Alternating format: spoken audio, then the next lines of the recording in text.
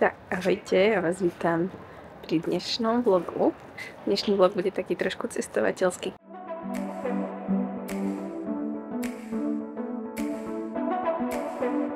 To je celý obchod takýchto sracích panáčikov.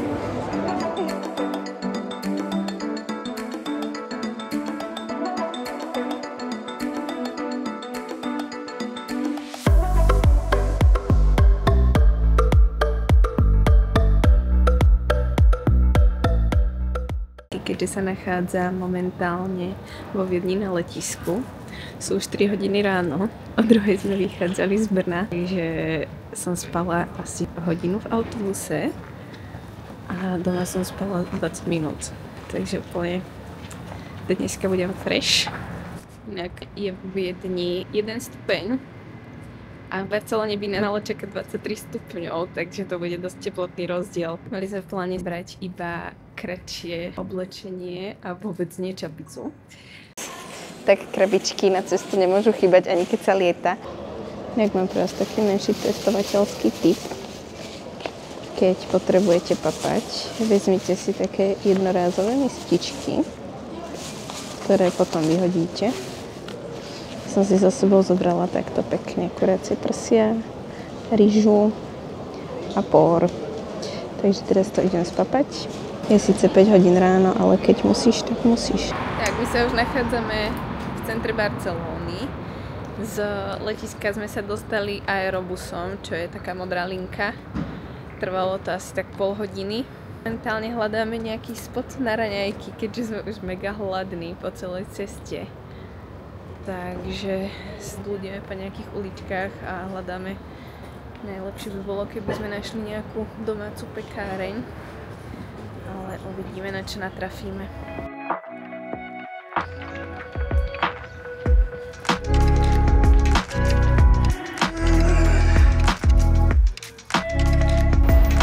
Aktuálne sme narazili na takýto obchodík zo cinnamon rolls.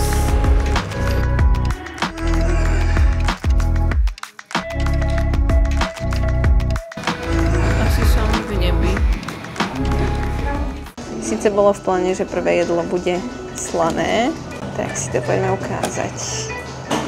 Čo nás čaká? Dali sme si nejaký berry roll, takže si dáme taste test. Takže vyzerá to takto krásne. Ideme na to. Tvoje? Ešte som ináč nikdy nejedla takéto niečo.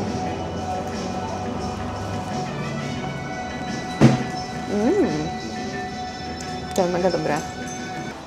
No. Na vrchu je taká cukrová poleva.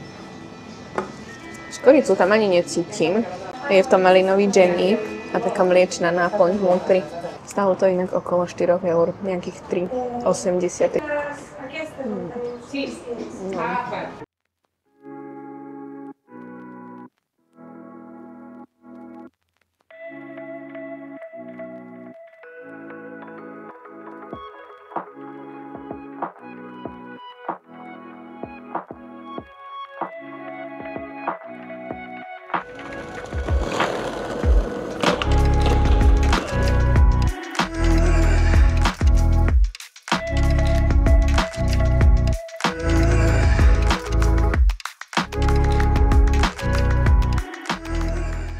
Len tak si ideš po ulici a zrazu toto. A to je celý obchod takýchto sracích panáčikov.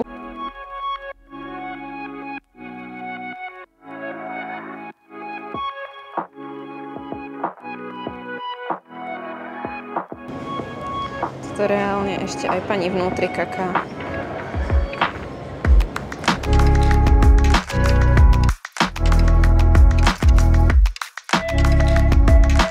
Naša prvá medzizastávka počas prechádzky je katalánsky palác hudby, ktorý je zaradený medzi pamiatky UNESCO a zároveň pokračujeme ďalej ku gotickému kostolu Santa Maria del Mar, kde na námestí hrala živá hudba. Natrafili sme tam aj na staršiu generáciu, ktorá tancovala v kruhu. Časom som zistila, že sa jednalo o katalánsky tanec s názvom Sardana, ktorý sa tancuje na verejných priestranstvách a je symbolom katalánskej identity a spolupatričnosti. To Trošku sme nevychytali počasie. Teda počasie sme vychytali, len oblečenie do toho počasia nie.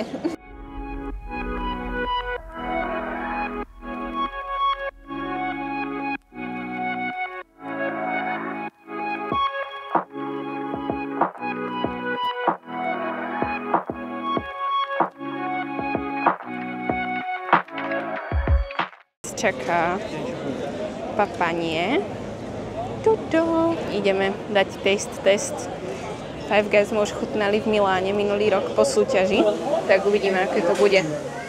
Tešíš? Veľmi. To je zaujímavosť vo Five Guys, že si môžete dať úplne že najrôznejšie tie ich prílohy do burgerov, napríklad aj šampióny, a môžete si dať rôzne omáčky, aké ponúkajú. Plus väčšinou tu majú ešte aj na dočapovanie kečup, majonézu úplne zdarma. Do kuchyne, ako pripravujú tie burgery, takže už čakáme na svoju objednávku. Five Guys sa ešte vyznačuje tým, že majú hranolky na arašidovom oleji. Vyrábajú si svoje vlastné žemličky a môžete si vždycky zadarmo vziať aj takto arašidy do takého kelímku, koľko chcete. Len tým, že ja mám alergiu na arašidy, tak budem bez hranoliek. A takto si môžete nabrať majonézy a kečupu, koľko chcete. Našou zaujímavosťou vo Five Guys je, že si môžete vybrať úplne rôzne, napríklad Fantu, Sprite, Colu. A keď si dáte napríklad Fantu, majú vyslovene zero sugar. A tu si viete vybrať úplne najrôznejšie príchute. A tieto isté príchute si viete zvoliť aj Kole, v Sprite majú tiež zero a môžete si dať úplne akú príchuť chcete. Takže toto je za mňa fakt topka. A už nám to ide. Ktoré je moje? Tak, spadnem. Tak fajn, takže máme tu papáni. Ja som si dala basic cheeseburger, ale nedala som si mini verziu. Na pitie sme si dali melónový Sprite. Kevin si dával bacon cheeseburger, takže ten tam má navyše aj slaninku. Ten burger je fakt veľký. Dneska som nič nejedla okrem toho škoricového šneka. Áno. Tomuto hovorím naložený burger. Porovnaní s mojou hlavou je to fakt obrovské. A je tam majonéza, uhorka, šalát, rajčina, cibulka, obrovské kusy mesa. Tu je vidieť vlastne jedno, tu je druhé, plno čedaru. Sú tam aj šampióny grillované, ktoré sú ináč brutálne. V živote by som nepovedala, že mi budú chutiť šampióny v burgeri.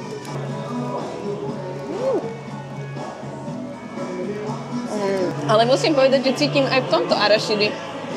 Nemali by byť. No, tak dúfajme, že nebude alergická reakcia. Pretože keď sme to jedli v Miláne, tak obsahovali arašidy jedine tie hranolky a v tých burgeroch by nemali byť, tak dúfam, že to mäso nerobili na arašidovom oleju. Ani to neviem zahryznúť celé po celom obvode.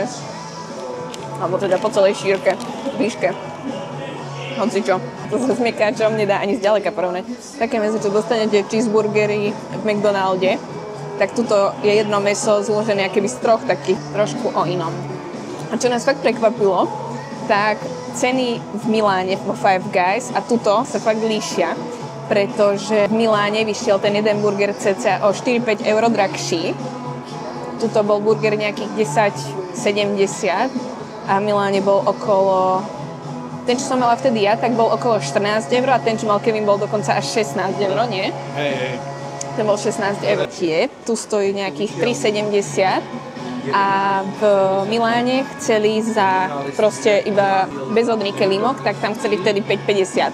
Takže to lacnejšie a je to fakt mega dobré. To je to pol. Či tu alebo v Miláne, tak ja sa s vami Na chvíľku lúčim, pretože ja ten burger budem jesť asi tak pol hodiny. V dobrom jedle už smerujeme na ubytovanie. Cestou sme si ale nemohli nechať ujsť pohľad na Gaudiho budovu Casa Batlló, ktorá sa vyznačuje zaujímavou architektúrou. Jej balkóny sú v tvare lebiek, väčšie okná rozdeľujú holenné kosti. Nakúkli sme aj do zmrzlinárne Lucianos, ktorá mala takú zaujímavú vesmírnu tematiku, avšak sme si v nej nič nedávali a pokračovali sme v našej ceste ďalej. Pane, ako sa vám pozdáva dnešný výlet?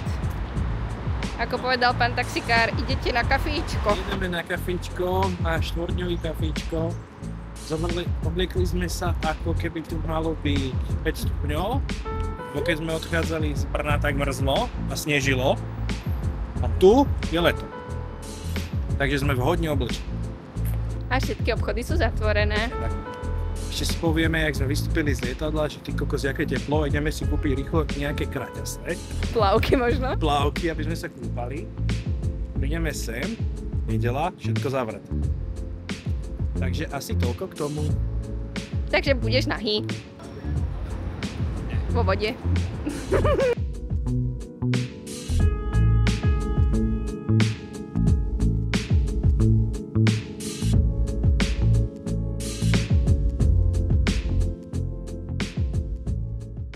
Tak si ukážeme room tour, konečne sme na ubytku. Takže je to takto modro-bielo zladené. Máme postielku. Teda všade sú zrkadlá. Aj takto oproti. Tam je ďalšie. Na vchodových dverách ďalšie. Úplne všade sú zrkadlá. A tu máme ešte malinká kúpeľnička. Ale myslím si, že to bude stačiť na pohodu. Ale teda fakt sú všade zrkadlá. Ešte aj tu je zrkadlo. K väčšinu našich výletov chodíme pešo. Mestskú hromadnú dopravu využívame úplne minimálne, lebo sa snažíme čo najviac nasávať tú atmosféru mesta a vidieť všetky tie budovky, ich architektúru, proste takto to máme najradšej.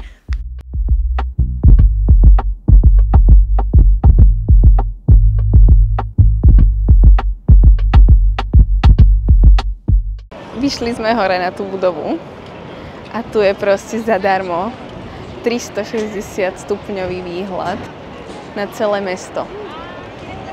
Za nami je ešte aj Sagrada Familia a proste sme tu objavili také miesta, že sme ani nevedeli, že sú tu nejaké pamiatky ešte, takže to poďme všetko preskúmať.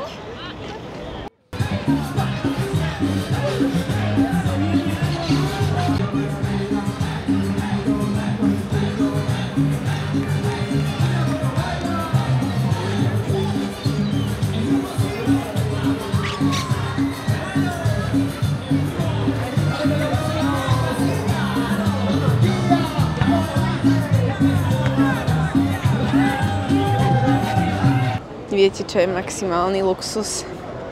Dať pred pamiatku, namiesto toho, aby ľudia išli po schodoch, tak oni sem dajú, prosím pekne, eskalátor. Ale my, ako správni fitnessáci, pôjdeme po schodoch, že? Určite. Ideme s davom.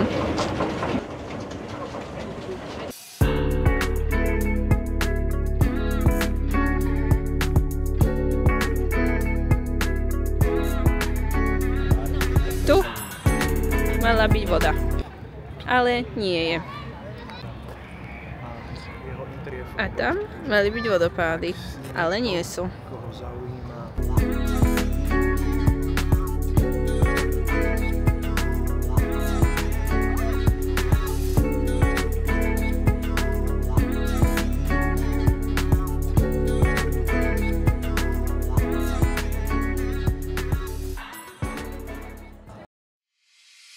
Náš druhý deň začíname na miestnom trhu, ktorý máme poblíž hotela. Je to veľká hala, v ktorej je množstvo malých stánkov s rôznymi sušenými plodmi, ovocím, zeleninou. Majú tu rôzne druhy syrov, výrobky z mäsa, rôzne predpripravené jedlá, ktoré sú však skôr určené k obedu. A zrejme sme tam boli príliš skoro a dosť stánkov bolo ešte zatvorených, takže sme sa rozhodli hľadať iný raňajkový spot.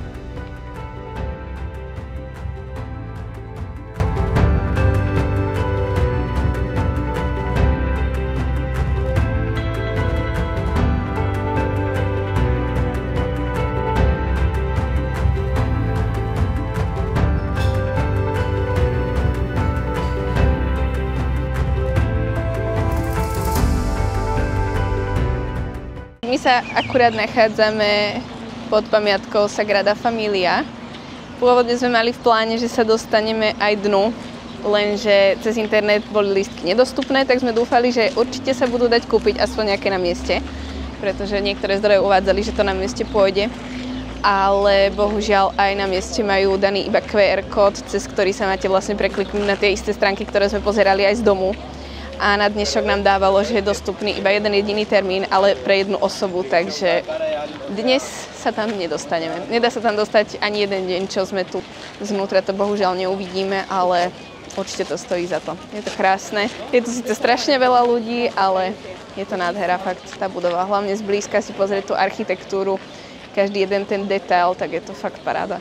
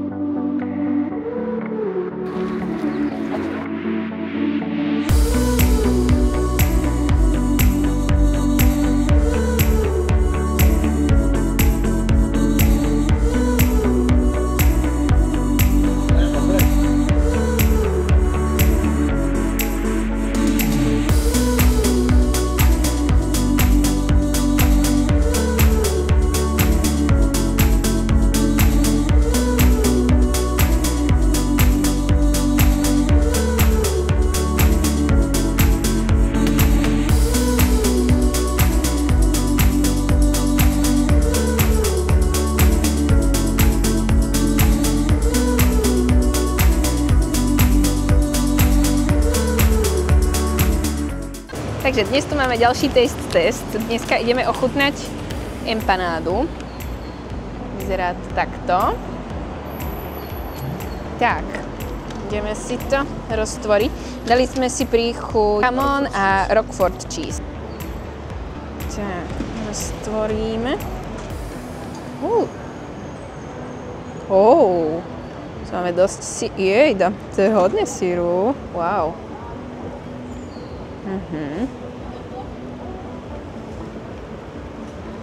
Wow. Tak toto je fakt dobré.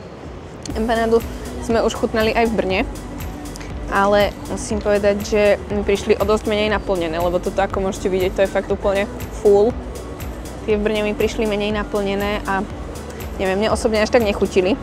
Takže úplne som do toho nechcela dneska ísť, ale oplatilo sa to ochutnať aj tuto. Tak to má chutiť. Keďže ten prvý kúsok bol fakt brutálny, tak sme sa rozhodli pre ďalší. Zase to vyzerá úplne rovnako a úplne cítim, že to úplne nabombené, plné. A tentokrát sme si dali hovädzie mäso, potom je tam cibulka, myslím, že tam bolo aj vajíčko, praženica asi by v tom mala byť, také niečo, a olivy. Ešte niečo tam bolo, ale nepamätám si. To je úplne plné. Wow. Super.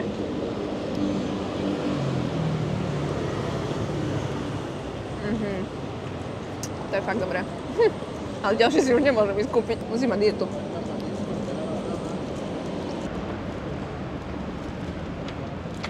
Dobre to je, že? Povedzte nám niečo k tomu. Kiwi tam je strašne citeľné, to sa dá cítiť veľmi, ale ten melón tam necítim. Ale je to dobré.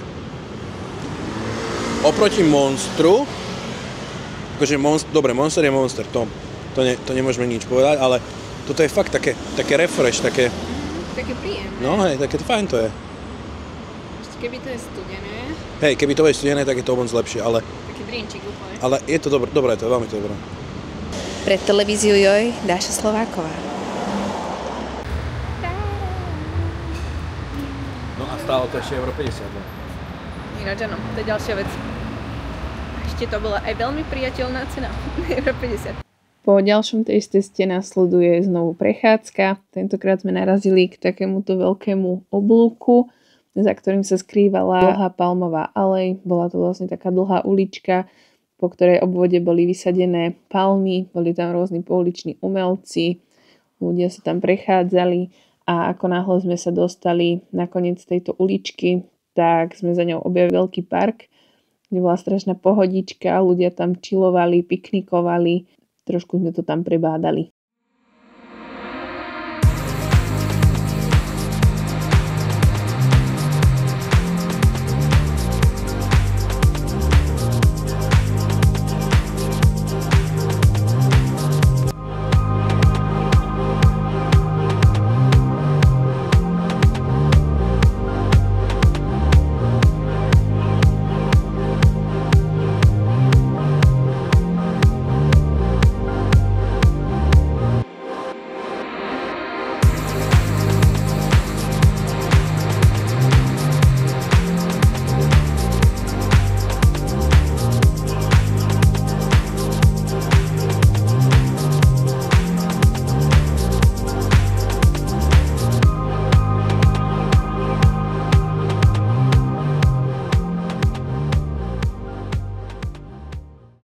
Ďalší deň sme sa rozhodli stráviť v prímorskej oblasti, takže sme sa z centra presunuli takú najznámejšiu pláž Barcelóny, Barceloneta. Aj keď počasie ešte úplne neprialo na to, aby sme sa kúpali, aj tak sme si to užili.